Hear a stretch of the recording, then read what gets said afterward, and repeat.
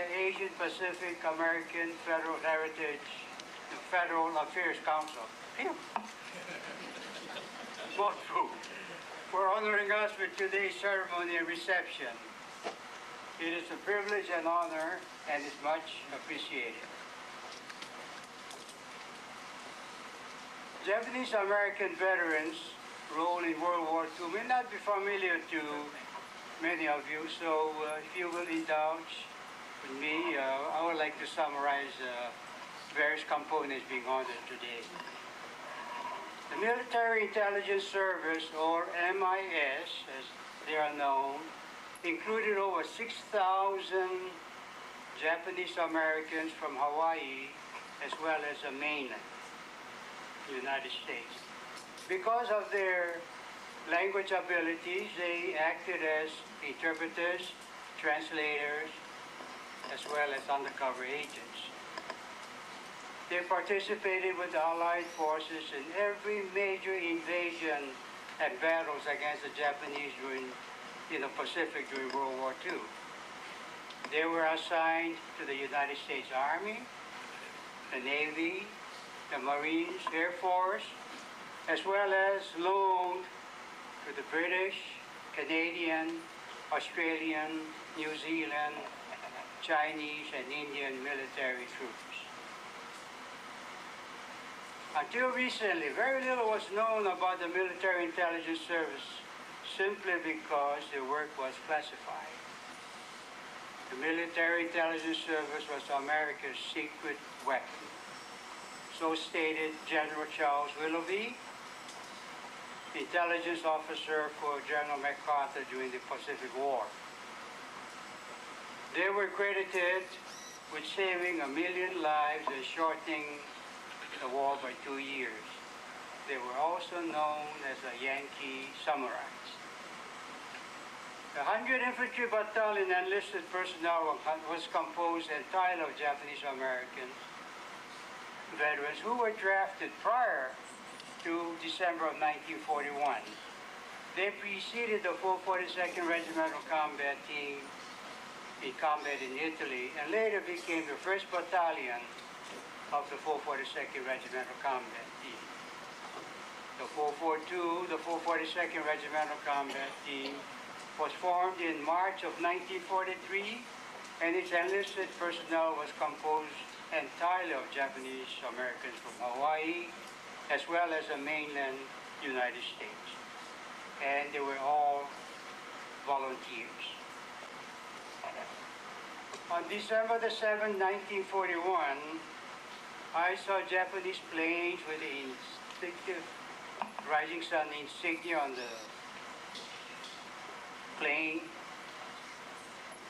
approaching Pearl Harbor 12 miles away, which was then completely ablaze.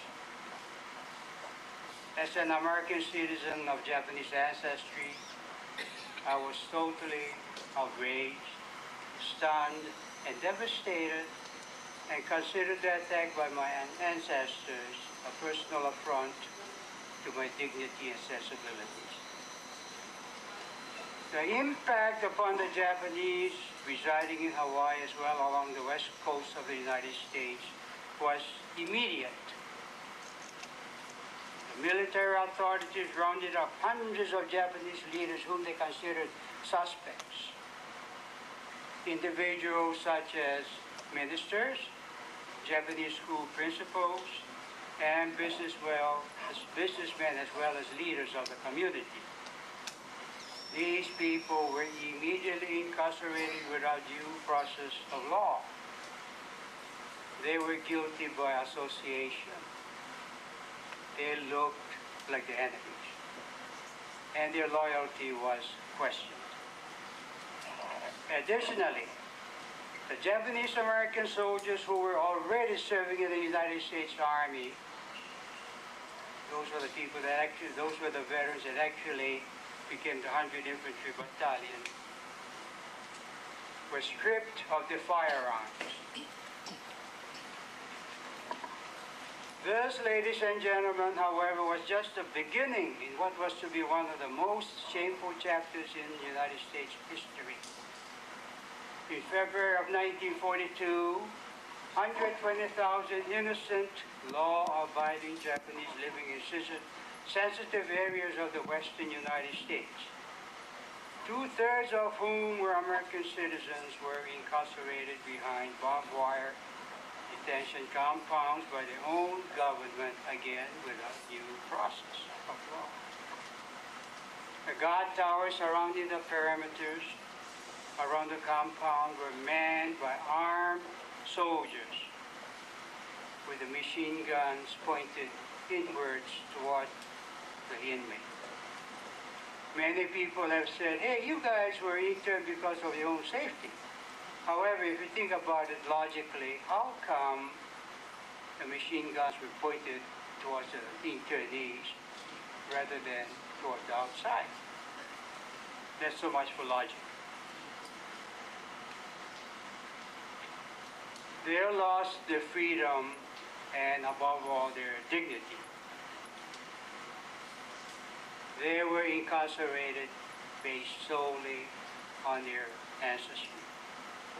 My wife, an American citizen, she's here somewhere, and her family were forcibly removed in the name of military expediency from the Pacific Northwest home and incarcerated, although her older brother had already volunteered for service and was serving in the United States Army in Alaska.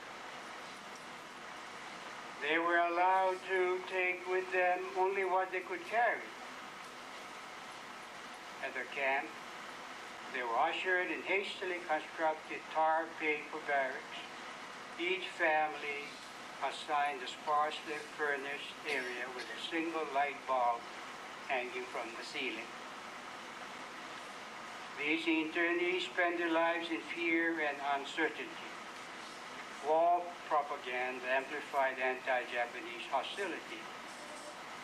This severe cloud of suspicion and mistrust of the Japanese Americans, however, strengthened their collective resolve to create a better America for their children and for their grandchildren.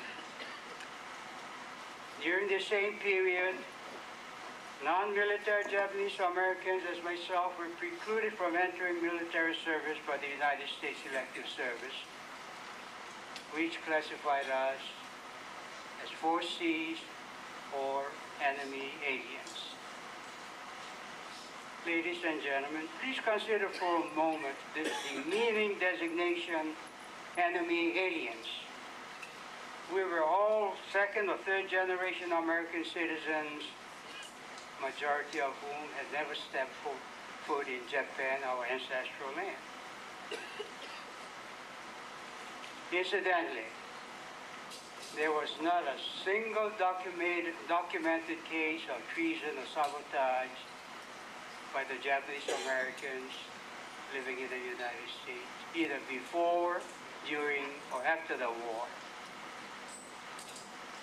Even under such demeaning circumstances, the Japanese Americans initiated a public relations campaign with military and governmental authorities to allow us to serve in the military. Consider this, that our constitutional right to bear arms for our country was denied us. Our mission was simple: to prove our loyalty to the United States government. So finally, in 1943, the authorities relented and asked for 1,500 Americans of Japanese ancestry to volunteer for military service. Instead of the anticipated 1,500, over 10,000 of us from Hawaii and many thousand from the internment camps, or what they call concentration camps, of the continental United States responded. This was an act of super patriotism and loyalty probably unsurpassed in the history of the United States. You know, we often talk among ourselves, if we were put in concentration camps, if we were put in concentration camps along with our family, would we have volunteered to risk our lives and die for our country, the very country that put us behind concentration camps? But these people volunteered And quite a few of them are here tonight. This afternoon you can see them with their caps like that. That's our uniform. That's a badge of courage. Like many of my fellow volunteers, I left a safe, well-paying defense-related job, in my case, repairing Navy boats. And I wanted to serve in the United States Army to sacrifice my life if necessary to prove my loyalty to the United States of America. These Japanese-American volunteers then formed the nucleus of the 100th 442nd Regimental Combat Team, a segregated unit. This is very important. It's a segregated unit. We and the black soldiers probably were the only ones segregated during World War II. I was one of the volunteers, along with Senator Danny Inouye and many of my veterans over here with the captains. We served with distinction in the European theater of war and earned the reputation of being one of the most decorated units in the United States military history. In my personal experience, one of the more dramatic rescues of World War II occurred when the 100th and 442nd Regimental Combat Team was called upon to free men of the 1st Battalion, 141st Regiment of the 36th Texas Division. As some of you who maybe have been there heard Senator Dan, was saying that Texans were huge guys, and we little guys were there to help them. Well, we did. These soldiers, 211 of them were surrounded by the Germans for about a week without food or water in the Vosges Mountains of northeastern France near the German border. The 442nd Regimental Combat Team was ordered to rescue these men at all costs. The Germans were told to hold their positions at all costs. To accomplish this rescue, which took 4 days, or probably 4 or 5 days and nights of hand-to-hand combat in the dark forest of the Vosges Mountains, we finally succeeded in rescuing these 211 men. But by doing so, the 442nd Combat Team suffered 800 casualties, close to 300 men dead, and the rest completely hospitalized or unable to proceed any further. To illustrate the rate of casualty, K Company, which was one of the lead rifle companies, started out with approximately 150 men before the push, and after the 4th or the 5th day, they had 17 men standing. That was pretty good. I Company, which along with K Company led the charge up the hill, had 8 riflemen standing. Out of 150 men, 8 men standing. George Oye, where's George Oye? My leader, he's up there. And although George Oye and I were in the artillery, we were foreign observers then. So we knew, or we saw exactly what happened. Still today, my nightmares include the mournful, haunting sound of my comrade calling, "Mother, Mother, please help me." And as his life slowly ebbed in the cold, dark night of the Vosges Mountains of France, thousands of miles away from his home in Hawaii, his plea for help gets fainter and fainter and fainter until it stops. This comrade of mine suffered. Also in my nightmares, I see the lifeless, blood-splattered blonde German youth, his face etched in agony and his fist tightly clenched in rigor mortis. He also suffered, this enemy of mine. This rescue of the lost battalion classified by the United States Army as one of the 10 most dramatic battles in United States Army history. In mid-March of 1945, the 522nd Field Artillery Battalion, of which I was a member, crossed the French border near Saarbrücken and entered Germany. We had been detached from the rest of the 442nd, which was sent back to Italy while we went into Germany. The German army by then had made a hasty retreat into the interior section of Germany following the Allied invasion of the country. We were moving so fast behind them that we sometimes had to move our bulky howitzers several times a day. As we approached the vicinity of the snow-covered fields of Dachau, Germany in late 1945, just prior to the end of end of the European Theater War, we unexpectedly witnessed the most gruesome and pitiful sight I have ever experienced. Hundreds and hundreds of emaciated, gaunt, malnourished people in the black and white prison clothing. Their eyes were sunken and the cheeks hollow. They were literally living skeletons wandering aimlessly around the countryside. Many were collapsed in the snow-covered ground, unable to walk another step. We saw several prisoners shred what appeared to be either a dead horse or a cow and eat the flesh raw. Who are these people and what are they doing here? We asked each other.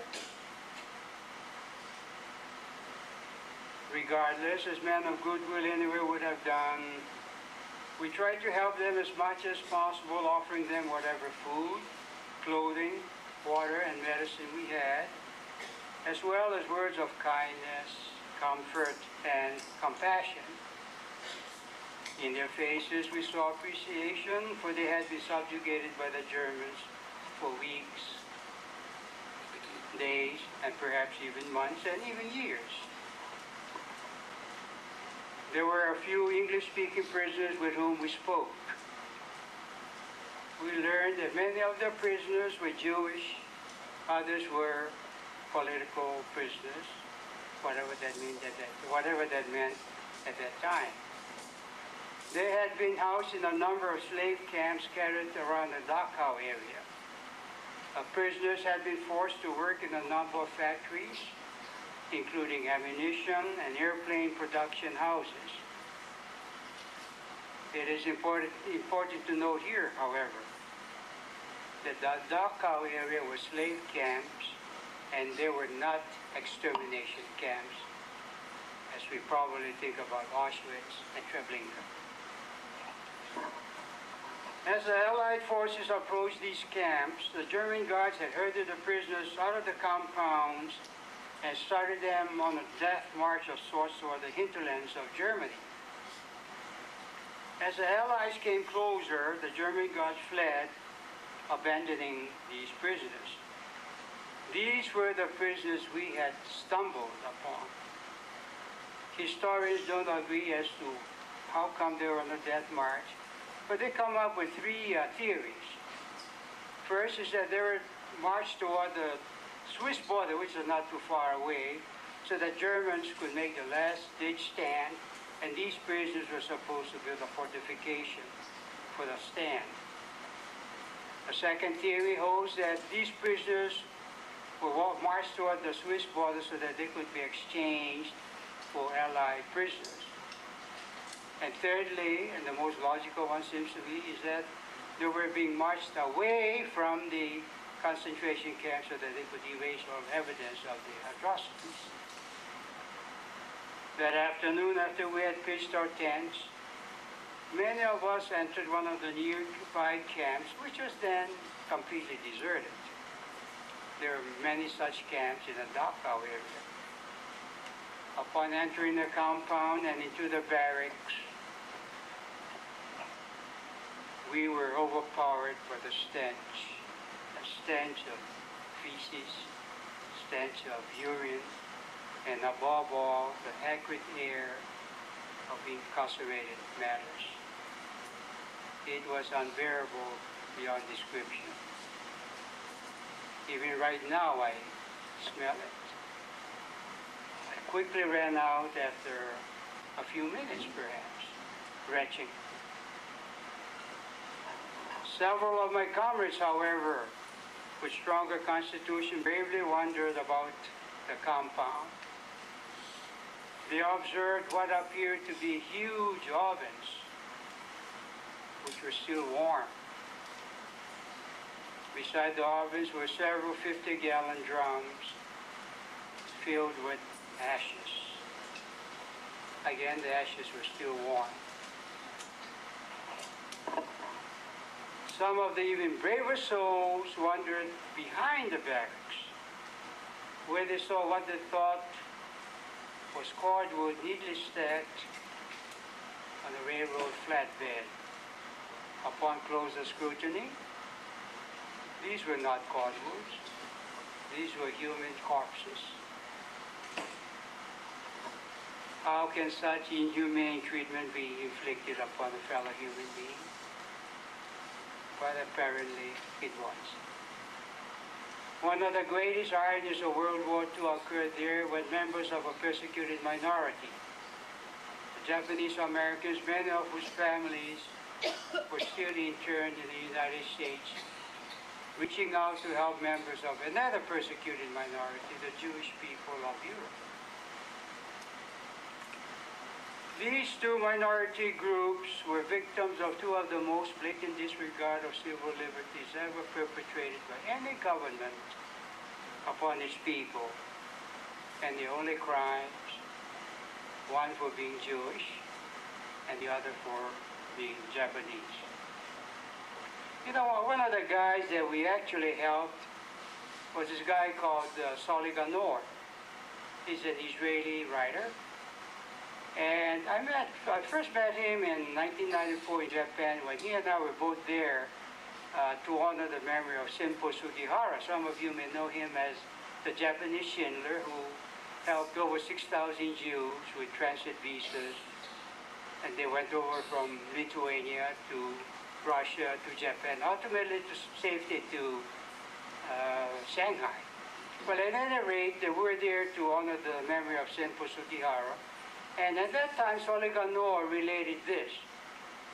He said, as a 17-year-old Jewish kid out of Lithuania, he was led out of Dachau, and he was sitting on the snow-covered grounds of Dachau, ready to, in his word, ready to pass away. Then along came a jeep with four strange-looking guys. He thought, hey, maybe these are Japanese. Sure enough, he spoke a little English. So they jumped out of the jeep, put him on a jeep and took him to headquarters company where they nursed him until he was able to go and resume his march. And he recounts this in his book called Light One Candle, and he credits the 522nd Field Artillery Battalion for saving his life. Then, several years ago, after he had completed his book, he came to Hawaii, and I met him, and several of the 522 boys had a great reunion with him, and one of the guys there was a Sugimura from Hilo, who happened to be the jeep driver. So these two had a tearful reunion, and one of us asked Sugimura, how come you remember Solly? He said, how can you not remember him? Because he was one solid looking guy.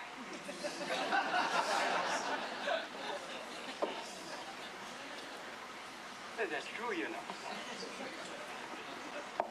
During the past several years, I have often visited the University of Hawaii and many high schools as well as other organizations to share my Dachau experience.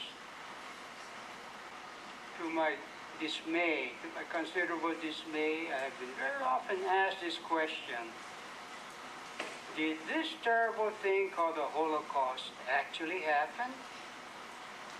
Isn't this a massive Jewish conspiracy and you Japanese have now joined the Jewish people?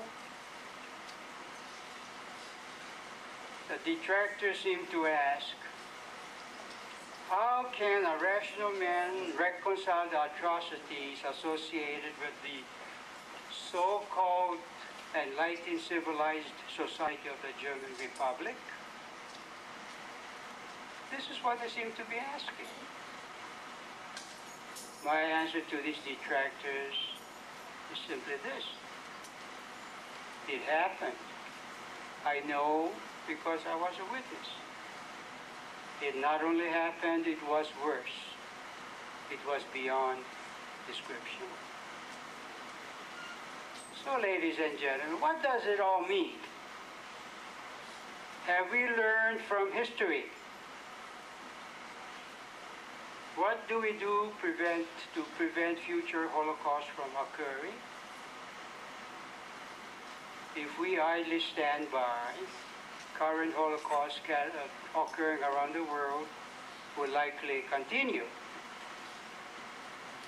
We, therefore, all of us, should and must have the conviction and the courage of the conviction to embrace greater compassion, understanding, and tolerance in our daily lives, even though it may not be a popular thing to do. Conversely, we must eschew hatred, bigotry, discrimination, and prejudice simply because others are different from us. Is such a philosophy idealistic? Certainly it is. Is it realistic? Perhaps. But the world will never be a better place if we don't try. Therefore, ladies and gentlemen, let us all begin at once our quest for peace and goodwill toward men. We are, after all, our brother's keepers, are we not? Thank you.